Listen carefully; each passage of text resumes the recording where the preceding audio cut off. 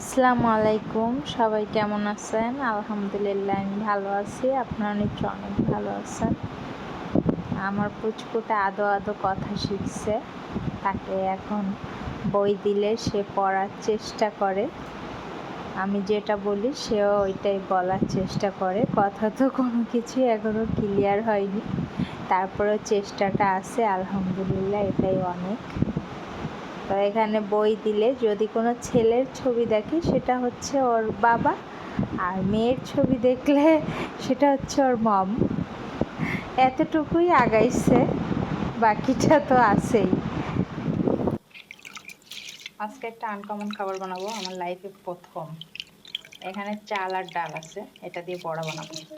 তো গ্রাইন্ডারে আগে ব্লেন্ড করে নিব।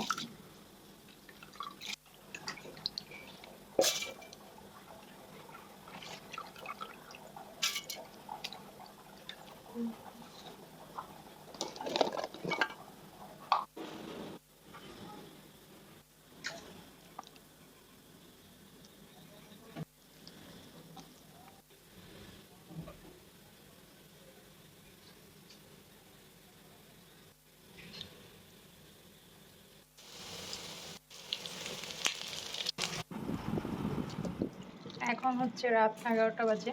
তো ভেটকি মাছের কালিয়া করবো। বলো বলো ভেটকি মাছের কালিয়া করবে আমার মম। এত বড় কথা সে বলতে পারবে না। আর এই যে পেঁপে ঘন্ট করব।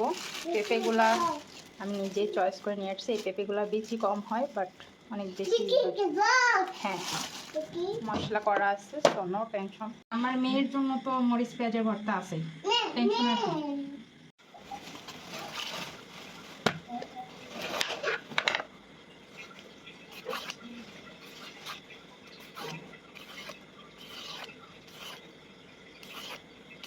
এই যে পেঁপের ভিতর সাইডটা দেখেন কত সুন্দর পেঁপেগুলা। পানি পড়ে যাবে। রাতে রান্না করা আমার অনেক বছরেরই অভ্যাস। এই যে ইনিয়ে যখন পুচকু ছিল আমি বেশিরভাগ সময় রাতেই রান্না করতাম। এই যে পেঁপেগুলো ধুয়ে ফেলছি। কারণ দিনে বাচ্চাদের অনেক কাজ থাকে, বাচ্চাদের অনেক যত্ন নিতে হয়। দেখেন পুচকুটা আমার উপর রাগ করে কোথায় গেছে। বাবা তুমি কোথায়? বাবা তুমি কোথায়? মমের সাথে রাগ করছো? অনেক রাগ করছো? তাহলে মম চলে যায়? না না, যাবো না যাবো না। আল্লাহ, মাথায় একটা টাক খাইছে রে আল্লাহ। রান্না বান্না করে তারপরে ঘুমাবো। আর তুমি কি করবে? পাবদা মাছের কালিয়া করলাম, আর পেঁপে ঘন্ট, এখানে আছে ডাল বড়া। সো এটা হচ্ছে আজকের মেনু।